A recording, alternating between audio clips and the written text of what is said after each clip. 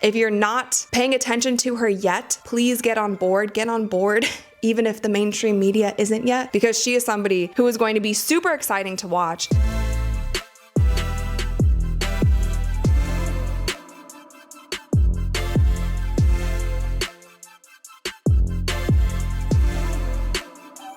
What's up, you guys? I'm Rachel DeMita, and welcome to the Courtside Club. Just last night was the 2025 WNBA Draft. We actually went live for the first round of the draft, so for all of you guys who tuned into the live stream last night, thank you so much for joining. And I do plan on doing more live streams this summer, so if you guys have any requests for any games or events or different things that you would like to see me go live for, definitely let me know in the comments below. But for today's video, I wanted to go over some of my reactions to the draft last night, my biggest winners and losers from the WNBA draft, things that surprised me, and so much more. So let's jump right in. Did my voice just crack? So with the first pick in the WNBA draft, this was no shock to anyone. Paige Bueckers goes to the Dallas Wings. I'm so happy for Paige. This was a long time coming for her. It was a long journey in college, battling through injuries, and she ended it with a national title. Now she steps in to the WNBA. I know that there was a ton of speculation before the draft of if Paige even wanted to go to Dallas, and people were like analyzing her body language when she was chosen and she went up on stage. But honestly, you guys, I feel like she's happy to be there. There's so much that she has to be grateful for. And if you think about number one picks, no number one pick is going to a great team. There's a reason that that team is getting the number one pick. And even if you look at the Indiana Fever's roster last season and how that franchise has absolutely transformed the Indiana Fever and their team this season, there is so much upside for the WNBA. And even though Dallas does not look like a team that's going to be that great this season, Paige has a lot to be excited for, and I'm sure that she will continue to develop her game. Now, I just saw this article on ESPN that says, will Paige Bueckers be an immediate star as a WNBA rookie? Now, I thought this article was interesting because I feel like these types of articles and think pieces and just people in the media talking about it was so much more prevalent last season when Caitlin Clark was going to the WNBA. Because if you remember, there were so many reporters, media personality, coaches, players who were saying that Caitlin Clark's game would not translate to the WNBA, and they were so wrong. There are so many bad takes when it comes to that. Now with Paige, I feel like there hasn't been so many comparisons or worries about her going to the WNBA, and I'm not necessarily sure why that is. I don't know if the expectations for Paige aren't as high as they were for Caitlin. If she doesn't, well, she clearly doesn't have as many haters as Caitlin Clark did or does. So this one is kind of interesting to me. The article starts out saying, last year, Indiana Fever guard Caitlin Clark went number one pick in the WNBA draft to a top 5 finish in MVP voting and a spot on the all WNBA first team. Fresh off leading UConn to its first national championship since 2016, can Paige Bueckers make a similar impact as the presumptive number one pick in Monday's draft? I'm not going to go through this entire article. I'm just going to give you my thoughts here. I don't think that we should have Paige on that kind of pedestal. I don't think we should put that kind of pressure on Paige. The difference between Paige and Caitlin even coming out of college is what Caitlin did with that Iowa team is she truly led that Iowa team. She did not have 5-star recruits around her. She did have NBA player Kate Martin, who no one knew if she was even going to go play in the WNBA after college. She did have Kate Martin on her team, but it was very different from this UConn Paige Bueckers team where she had AZ Fudge, she had Sarah Strong. She also had 2 other players on UConn who were drafted to the WNBA last night. So it's a very different scenario. So Caitlin, coming off that Iowa team, went into the Indiana Fever and also led that Indiana Fever team. Caitlin Clark is the one who always has the ball in her hand. She is very ball dominant. She's able to put up points and get those assists and really lead a team. Paige Bueckers is stepping into this Dallas Wings team where I'm not necessarily sure what her role is going to be like yet, but I surely hope that Dallas makes sure that she does not become a role player for this Dallas Wings team. So the projected starting lineup for the Wings is Paige Bueckers, Arike Ogunbowale, Dejanay Carrington, Melissa Smith, and Tiara McCowan. Right off the bat, to me, there are 3 players on the team, or 2 other players on this team, and Arike and Dejanay, who are players who need to have the ball in their hands, with Arike being one of of the most ball dominant players in the WNBA. Now, I am not saying that Iriafen should not have the ball in her hand. She's a veteran. She's earned that right to have the green light, to be able to go out there and score and lead her team. However, Paige Bueckers is a more passive player. So I really, truly hope that the Dallas Wings coaching staff make sure that they put together the offensive scheme and the offensive plays that allow Paige to thrive, that get her involved into the offense, get her open looks, get her open shots, get her driving to the basket, get her running the floor.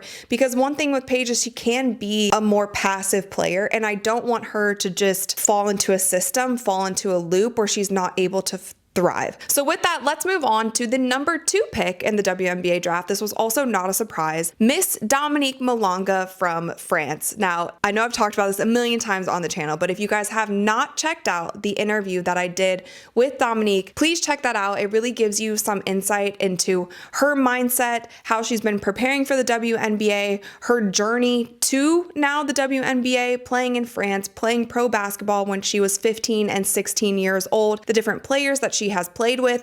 And also during that interview, during the halftime section of that interview, we break down her film. So you're able to see some of her highlights, things that she does on the court. And I did that specifically for the American audience because I felt like the mainstream media was not covering Dominique. I feel like they've only started covering Dominique in the last 3 to 4 days.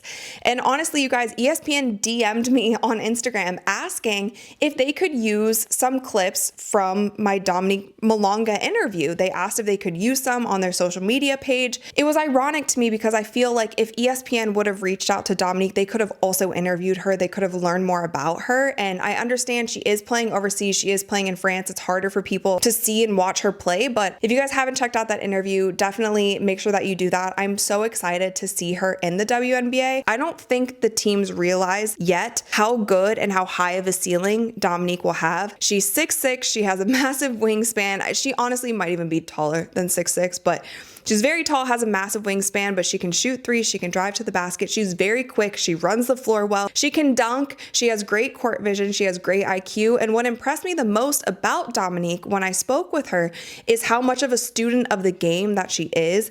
She's a hard worker, her basketball IQ is so high, and that was also something when I was watching her in person, when I was watching her play in person in France, I noticed that when she did drive to the basket and she didn't have anything, she was able to read the defense, kick out, hit the cutter, do all of these things, even with the pick and roll. She doesn't always roll to the basket. She's not a traditional big in that sense. She wasn't always rolling to the basket. Sometimes she would pop out for a three. Sometimes she would pop out to the 3-point line, get the ball, pump fake, and take it to the basket. So her bag is really deep. Obviously, she's still young. She's still 19. There's things that she needs to develop. But one thing about Dominique, and she said it in certain interviews, she's going to work and she's going to get it done. So that's definitely a player that you guys, I would, if you're not paying attention to her yet, please get on board, even if the mainstream media isn't yet, because she is somebody who is going to be super exciting to watch. And there was actually even a clip right here of her working out in New York before she goes back to France. That was something she also told me in the interview, is that she's going to go back to France and finish out her season there. They are going to go into playoffs, and then she will be back for the start of the WNBA season. So as you can see here in the workout, she is putting up some 3-pointers from the corner, and she's a good 3-point shooter.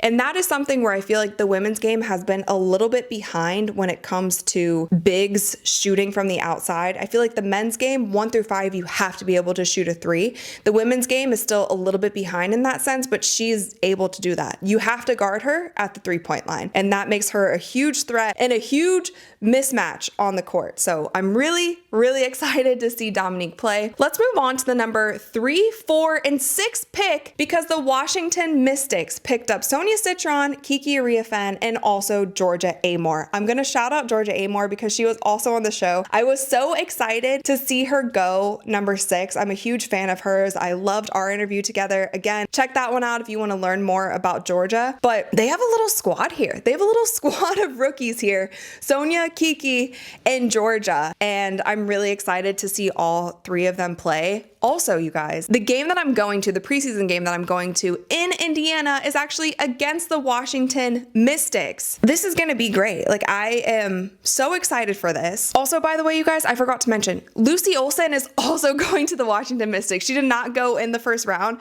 but she is another Courtside Club member who is going to the Washington Mystics, and I really hope that all of these women make roster because I would love to see them in person in their very first WNBA game of the season. So congrats to Lucy. Congrats to Georgia. I will see you guys on May 3rd, and I am so excited for it. What I also wanted to mention about Georgia is she showed up to the draft with Russell Westbrook, and it seems like she's doing a collab with Honor the Gift, which is Russell's clothing line, and he actually styled her for the event. I just thought that that was really cool because I feel like those two are very similar in that they're unapologetic. They play with so much heart and grit on the court. So for Russ to reach out to her and kind of take her under his wing, I thought that was so cool. I hope they continue that. So now, you guys, let's talk about the number 5 pick. Now, if you guys were watching on the live stream, my jaw dropped. I was about to start screaming when I realized that the Golden State Valkyries picked up, now I hope I'm pronouncing her name correctly because I have heard her name pronounced so many different ways, but I think it's pronounced Yuste Yosite. Yuste Yosite. Okay. This girl can ball. This girl can ball. I was sitting courtside also. So she plays with Dominique in France for the Asvel team. I was courtside at that game watching, and I was not familiar with her game at all. I didn't know that she would be going to the WNBA draft. And I remember after the game, I went up to someone who works with their team and I said, "Who's number 4?" She's so good. She's so smooth. She's built well. She's strong. She can shoot from 3. And most importantly, she is so composed on the court. And I honestly thought that she was a veteran on the team. I thought she was in her 20s.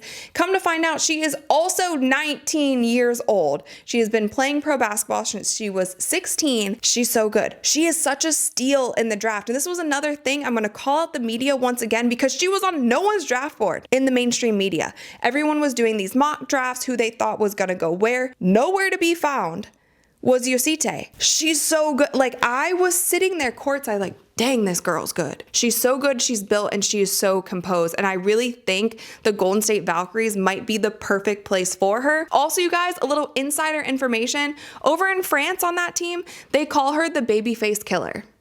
Who else is the babyface assassin in Golden State?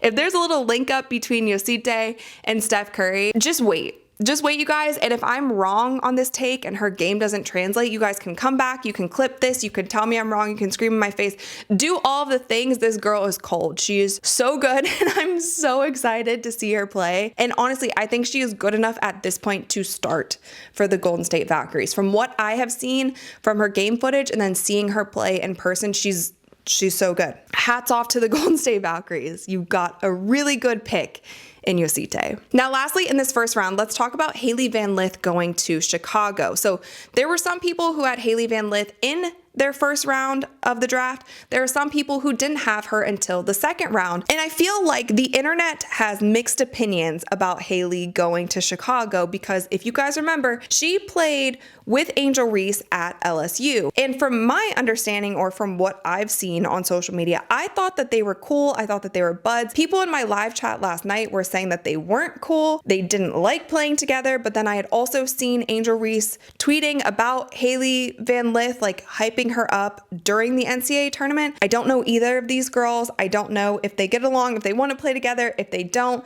People were also breaking down Hailey Van Lith's body language with her being selected to go to the Chicago Sky. But with that, you guys, the Chicago Sky have Courtney Vandersloot there. And if Hailey Van Lith is going to learn from a veteran point guard, I feel like Courtney Vandersloot is someone. So hopefully she takes her under her wing and is able to help her develop her game. I think Hailey Van Lith will be fine. I do think that there are some things in her game that do need to improve at this next level. We saw in the NCAA tournament in that last game that she lost, she was having trouble creating space and getting her shot off and getting efficient shots off. And that is something in the WNBA. All of these women who are going to be guarding her are stronger, faster, and longer than they were in college. And so that is something for an undersized guard, she's going to have to really work on creating space and getting a quicker first step and being really efficient with her dribbles and her movements. And you guys know that there couldn't be a WNBA event if there wasn't a little bit of drama. So I want to play for you guys a little social media clip that was going viral today, where the rookies were asked to start bench cut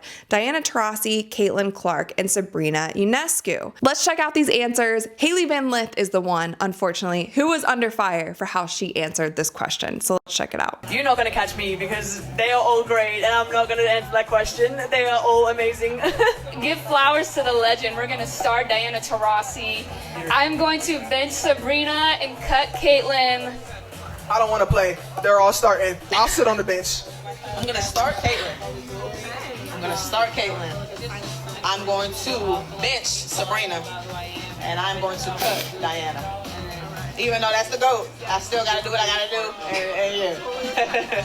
I would start Diana Taurasi. I would bench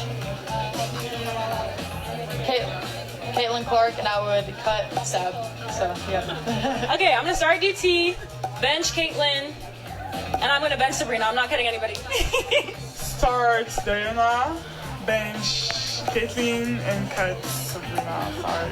I can cut Diana Taurasi since she's retired, and then I'm gonna start Caitlin Clark and bench Sabrina. Can I start all of them?